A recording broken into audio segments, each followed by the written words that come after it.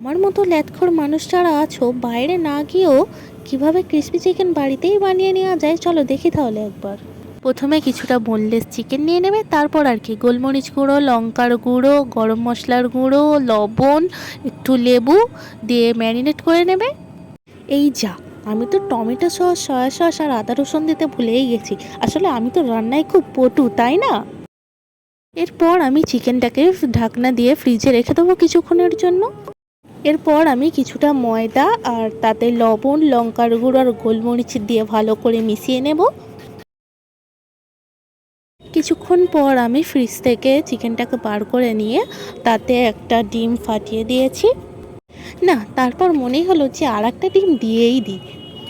তারপর আর কি এক একটা চিকেনগুলোকে নিয়ে ভালো করে ওই ময়দার মিশ্রণে মেকআপ করিয়ে নিয়েছি। বেশ ভালো করেছি কিন্তু মেকআপটা।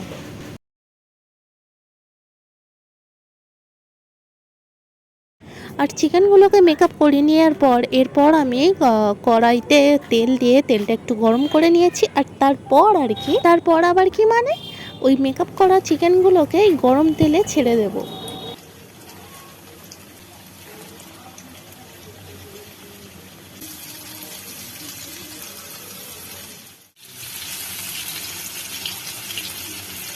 এরপর আর কি চিকেনগুলোকে একটু খুন্তি দিয়ে নাড়াচাড়া করে নেব। ব্যাস, আর কি আমাদের ক্রিসপি চিকেন তৈরি। আর হ্যাঁ, ভিডিওটা কিন্তু কেমন লাগলো জানাবেন। আমি কিন্তু এই প্রথমবার এই রকম রান্নার ভিডিও করলাম। কারণ আমি তো প্রথমেই বলেছি বা আপনারা দেখেই বুঝে গেছেন যে আমি রান্নায় ভীষণ পটু। আমি করেছি বলে বলছি না, খেতে কিন্তু দারুণই হয়েছিল। আপনারাও একদিন বাড়িতে বানিয়ে দেখতেই পারেন।